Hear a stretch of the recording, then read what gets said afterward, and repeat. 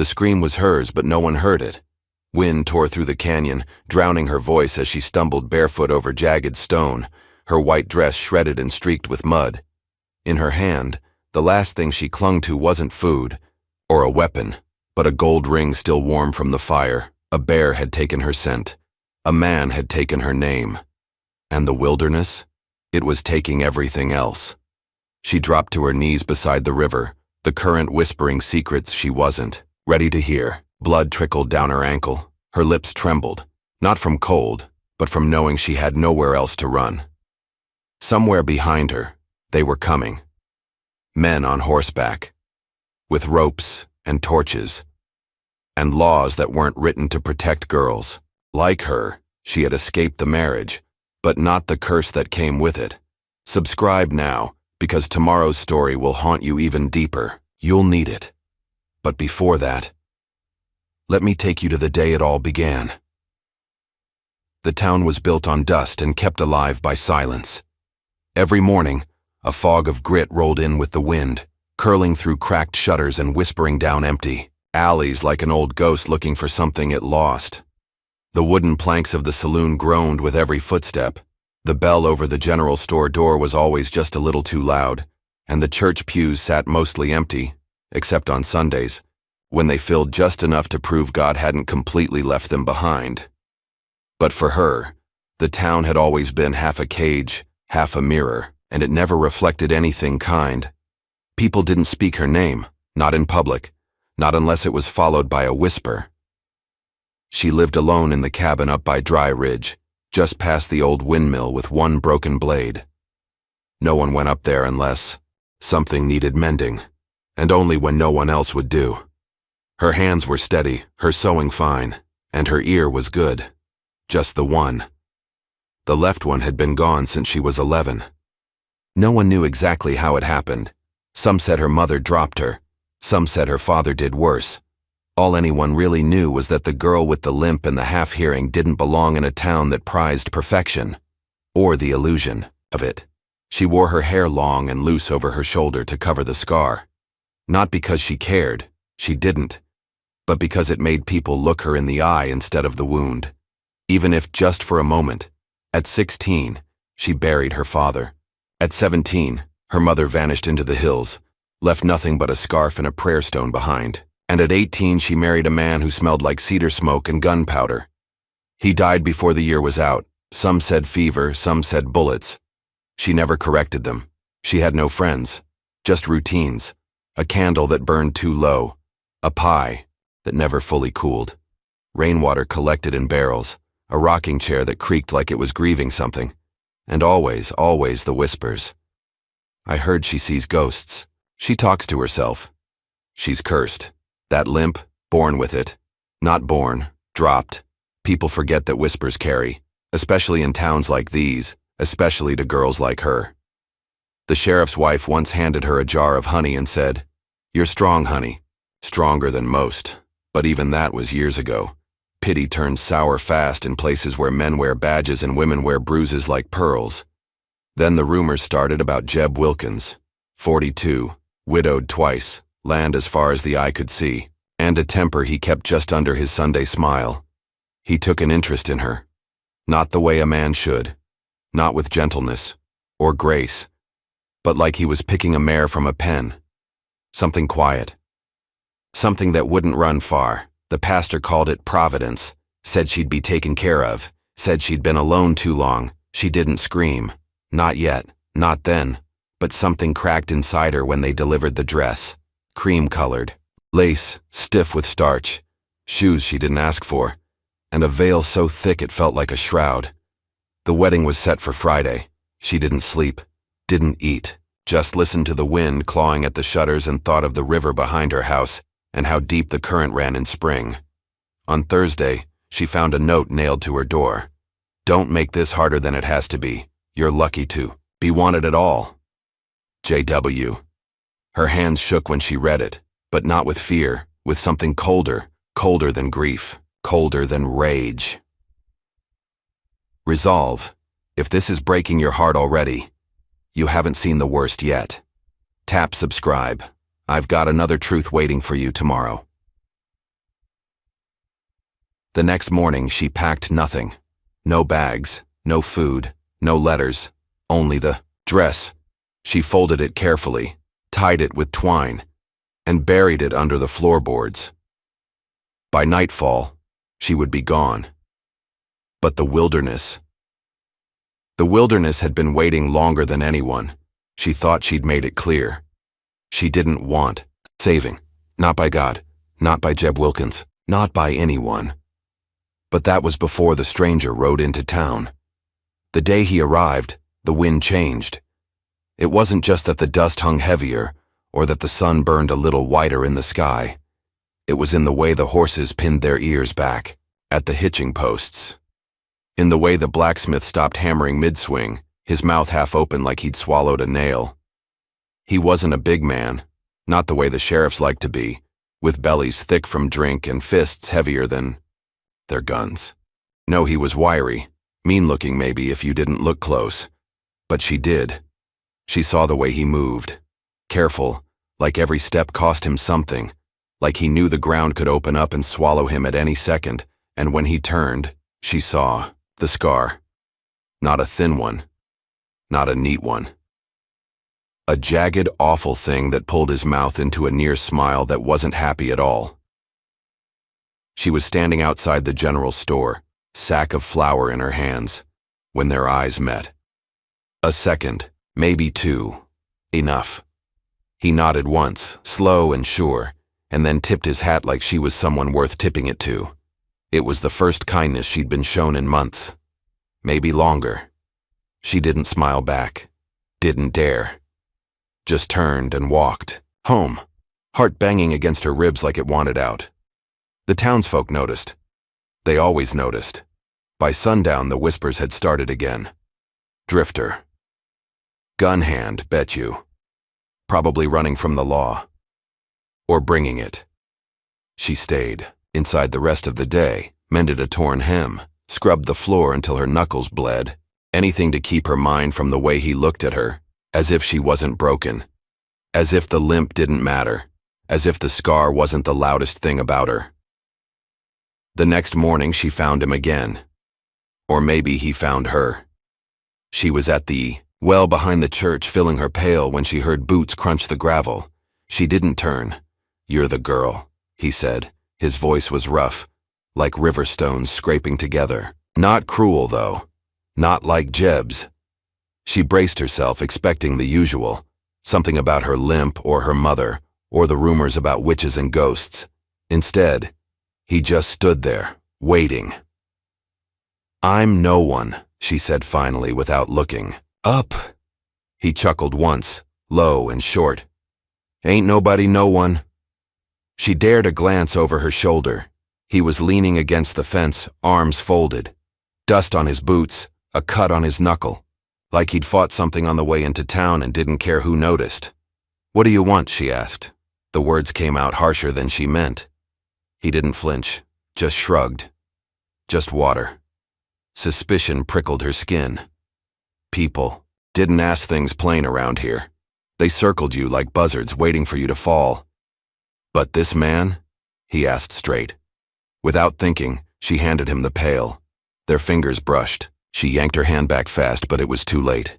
The heat of his skin stayed. He took a long drink, wiped his mouth with the back of his hand, and set the pail down gently, like it was something sacred. "Thank you, miss." Miss. Not girl. Not cripple. Not cursed. Miss. She hated how much it made her chest ache. The sheriff's wife watched from across the road, pretending to rearrange a basket of onions. Two boys snickered behind the livery stable. Somewhere a dog barked, sharp and warning. He saw it too. The way the town bristled, the way suspicion curled in the corners of every window. "They don't like me much," he said, not bothering to lower his voice. "They don't like anyone they don't own," she said before she could stop herself. He smiled then, not a pretty smile. A real one, crooked and knowing. "Guess that makes two of us." The church. Bell rang once. Noon. She should have left then. Should have run back to her cabin and locked the door and pretended none of it happened. Instead, she stood there a moment longer, looking at him like she was trying to memorize something she'd never be allowed to keep. A storm was coming. She could feel it in the way the wind pulled at her skirts, in the way the crows circled high and wide. It wasn't just Jeb Wilkins she had to fear now. It was the whole town, because nothing frightened them more than a woman who might not be alone. It was the butcher's wife who betrayed her, not because she hated her, not because she cared, but because gossip paid better than guilt. By nightfall, the whole town knew. Knew she spoke to the stranger. Knew he looked at her like a man looks at a woman he might fight a war for. Knew she wasn't grateful enough to marry Jeb Wilkins and play the good little ghost they wanted her to be. So they came for her. No torches, no mobs, they didn't need them. Just the sheriff leaning against her doorframe, spinning his badge between two fingers. "Miss," he said, voice low, almost kind. "You'll come quiet now, or we'll make you." Behind him, Jeb smiled. He held out the wedding dress she'd buried under the floorboards, still tied with twine, still stiff with dust and dread. Found it, dug it up like a grave. She didn't remember throwing the lamp, didn't remember screaming. Only the thud of boots, the crack of her wrist against the floor, the smell of oil and fear. They dragged her into the street. Folks watched from porches and windows, some turning away, most not. Children peeking through skirts, old men spitting into the dirt. No one helped, no one ever had. Jeb leaned down, close enough she could smell the rot between his teeth. "You'll walk to that altar, girl, or you'll crawl." She jerked away, kicked, spat. It didn't matter. The sheriff's hands were iron. The handcuffs bit so deep she thought her skin would split. They locked her in the old jailhouse. No water, no blanket, just a cot with a missing leg and a window, too high to reach. Night fell cold and heavy, and for the first time in a long time, she felt something she didn't know how to fight. Not rage, not grief, hopelessness. She didn't run when they unlocked the cell at dawn, didn't scream when they shoved the dress at her again. She just went numb, a puppet in a broken play. Her boots crunched over the frost-bitten ground as they marched, her toward the church. The wedding veil tangled around her throat like a noose. The town gathered, thick and silent, like vultures fat on a kill. And there, standing apart from them all, was the stranger. He didn't move, didn't call out, just stood with his arms folded, eyes shadowed by the brim of his hat. Watching, waiting. And for one stupid burning second, she hated him, hated that he didn't fight, hated that he didn't tear them all down. But then she saw it, the way his jaw tightened, the way his hand twitched near his belt, not at a gun, but at the old scar across his stomach. He wasn't a hero, wasn't a savior. He was something worse, someone who knew exactly what it cost to survive. She turned her face away so they wouldn't see the tears. The church doors yawned open. The preacher waited inside, Bible trembling in his hands. Jeb's fingers closed around her arm like a shackle. "This is what's best for you," he said, almost tender. She didn't answer, didn't scream, didn't fight, just went limp, and somewhere deep inside her, something broke. They thought she was broken, but someone saw gold in the ashes. Subscribe. I promise you, tomorrow's story will prove love still lives out here. The moment they crossed the threshold, the stranger moved. Not fast, not loud, just there, like a shadow sliding loose from a wall. He didn't draw his gun, didn't shout, just walked up the steps, quiet as death. The sheriff's hand went to his hip, but the stranger was faster. A twist, a shove, a crack of bone, and the sheriff went down, clutching his wrist, swearing a blue streak. Gasps rippled through the crowd. Jeb dropped her arm, spun to face the stranger, but froze, because the man wasn't looking at Jeb. He was looking at her, like she was the only thing standing between him and the whole damned world. "Your choice," he said. Just 2 words, not a command, not a plea. A choice. Her knees buckled, not from fear, not from weakness, from the shock of it, the weight of finally being asked. She staggered back a step, then another. And he was there. Not grabbing her, not dragging her, just standing, shoulder to shoulder, so close she could feel the heat of him through the cold. She clutched the wedding veil in one hand, the fabric ripping between her fingers, and she ran. Not alone. Not this time. The wood swallowed them whole. Branches clawed at her hair, thorns tore at her skirts. The cold bit deep, merciless and wild. She stumbled once, twice, fell to her knees. He didn't carry her. He knelt, waited, let her breathe. When she tried to get up too fast, he offered a hand, but didn't force it. She took it anyway. Because God, help her, she wanted to. They crossed the river in the dark, the water freezing fast. Her boot slipped on the stones and she went under, gasping. Strong arms caught her, lifted her, set her back on her feet without a word. When they reached the old hunter's cabin, abandoned and half collapsed, she collapsed too, shaking, shivering. Not from cold, from everything. He lit a fire with careful hands, coaxing warmth from splintered wood and wet matches, wrapped a blanket around her shoulders without meeting her eyes. And then he just sat there, across the fire, silent, steady, real. It was hours before she spoke. Why? The fire crackled. Outside, the wolves howled. He shrugged, like the answer was too simple to explain. Figured you might want someone who didn't think you were a thing to be owned. She stared at him, at the scar that ruined his smile, at the hands that had hurt and healed in equal measure, at the man who didn't ask her to be anything but herself. And for the first time since she was a child, she let herself cry. Not the silent, broken weeping she was used to, but loud, ugly sobs that shook her ribs and made her hiccup like a fool. He didn't move, didn't tell her to hush, just poked at the fire once or twice and let her burn through it. When the tears finally ran dry, he slid a tin cup toward her.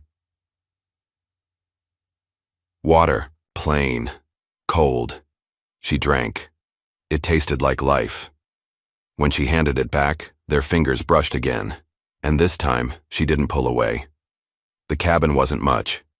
3 walls stood steady. One leaned like an old man with bad knees. The roof leaked when it rained, and a family of squirrels had taken up in the rafters. But to her, it was the first place in years that felt like it didn't want to swallow her whole. She and the stranger, whose name she still didn't know, spent the first few days in silence. He chopped wood. She fixed the door hinge. He strung up a snare. She patched a hole in the floor.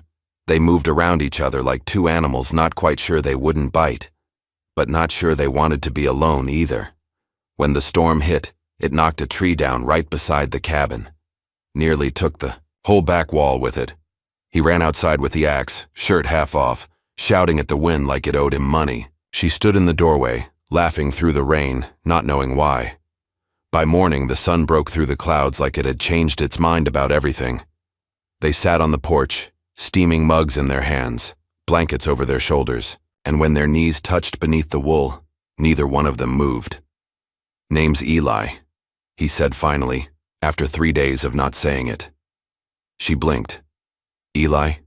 He nodded. "You?" She hesitated. Then, soft as a prayer, "Mara." They didn't need to say more. They built slowly. The lean wall became straight. The stove worked again. They found 2 horses, half wild, rib-thin, from an abandoned ranch nearby. Mara fed them apples and whispered to them like they were children. Eli built a corral from old timber and stubbornness. Each day they fixed something, a cracked board, a window, a fence post. Each night they sat by the fire side by side, not touching, not needing to. And slowly, the shadows inside her started to hush, not disappear. Not yet. But hush. She caught herself humming once, startled by her own sound. Eli just looked up from his work and smiled. No comment, no teasing, just saw her and let her be. But peace never lasts long in places like this. It came in the form of a rider.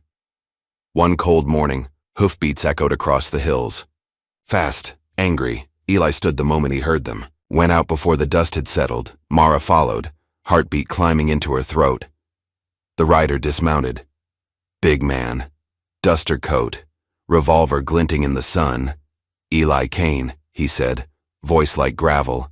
Eli didn't flinch. "Marshall." Mara's blood ran cold. Marshall, not a bounty hunter, not a sheriff, a federal badge. One that didn't care about justice, just names on paper. "You didn't report in," the marshal said. "You disappeared. Again." Eli said nothing. The marshal spat. "Thought we buried your record when you buried your brother. But here you are. Same tricks. New girl." Mara stepped forward. "Watch your mouth." The marshal raised a brow. "So she speaks."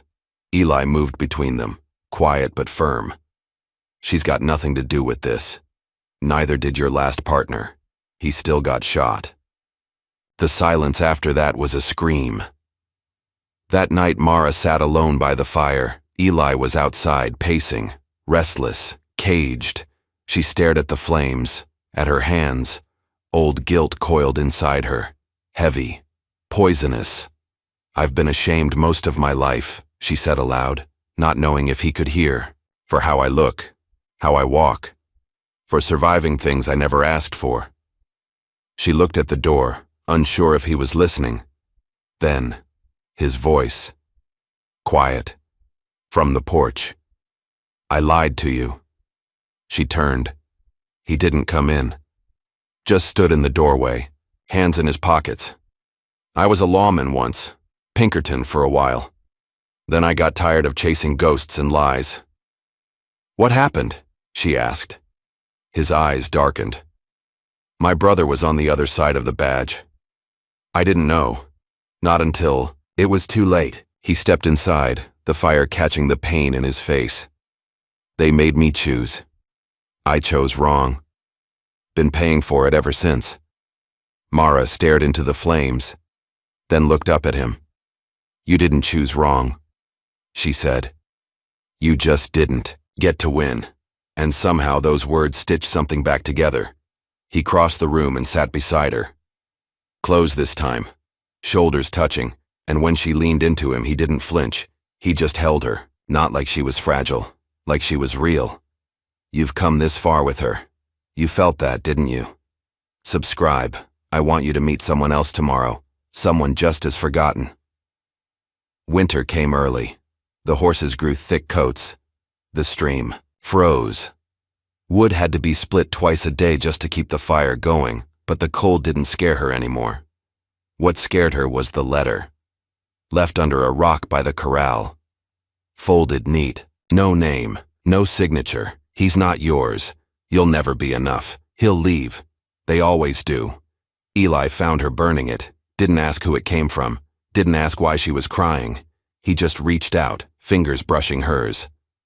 "I'm not going anywhere," he said. She shook her head. "You don't know what it's like, to be treated like a mistake before you've even spoken." "Yes, I do." He took her face in his hands. Calloused, warm. "I know exactly what that's like." And in the flicker of firelight they kissed, not out of hunger, not out of desperation, but out of something steadier. Hope. But peace always demands a price. The marshal came back, with papers this time. Legal ones. If Eli didn't turn himself in, they'd charge Mara with harboring a fugitive, charge her, ruin her. "Run," she told him that night. He shook his head. "We just built this." She pressed a hand to his chest. "We are not a place. We're a promise." His eyes closed, forehead against hers, and she whispered it again. "A promise." They came at dawn. The marshal, 2 deputies, a wagon with iron bars. No one in town blinked. Some watched from windows, some from behind half-closed doors. But no one stopped it. Eli stood in the street, back straight, coat dusted with frost. His wrists were bound in front of him. He didn't fight it. Not this time. He only looked at her, once. And that was enough, because the fire in his eyes wasn't surrender. It was trust. She stepped forward, the only one who did. Hair braided, boots laced, scar still visible where it always was, Mara, Not the ghost of a girl they once tried to cage, a woman now. She walked past the wagon, past the marshal, right up to Eli. No words, just her hands rough with work wrapping around his, and then her voice, clearer than it had ever been. "I'm not afraid of you," she told the marshal. He raised an eyebrow. "Wasn't talking to you," she added. She turned to the town, to every face that once looked through her. "I'm not ashamed anymore. You made me carry things that weren't mine. You wanted me small, quiet, erased." She held Eli's hand tighter. "But I'm done letting other people write the ending." They tried to stop her, of course. The marshal said the law was the law, that Eli was a criminal, a deserter, a disgrace. But Mara smiled, a bitter, soft thing. "You never once cared what he ran from, just that he didn't bow." She looked at Eli. "Neither of us bows anymore. They left the same way they'd come. Quiet, cold, side by side. Not with torches behind them this time, but with peace." Spring came in soft, golden pieces. They built again, just beyond the mountains, where no one whispered about scars or pasts, or names best forgotten. Eli raised the beams. Mara planted the garden. She laughed more now. He listened like it was his favorite sound. They didn't have a church, didn't need one. When they said their vows, it was just them under the stars.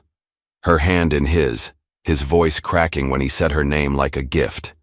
They didn't wear rings, but they built a porch swing and carved their initials into the wood.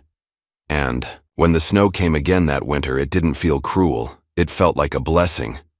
One morning, she found him staring at the hills. She slipped her arms around him. "What are you thinking?" He paused. "Thinking I used to run to forget." She leaned her head against his shoulder. "And now?" "I run towards something." She smiled. They didn't need to say what. The baby came in the fall, born with fists curled tight and lungs full of storm. Mara held her against her chest, weeping with something too big for words. They named her Hope, because what else could she be? She still has bad nights. Eli, too. Some memories don't fade. They soften, but never vanish. But on those nights, they sit by the fire, her hand in his. No need to fill the silence, just presence, just peace. She was never a curse. She was someone's miracle all along. Subscribe, and let me introduce you to the next miracle tomorrow.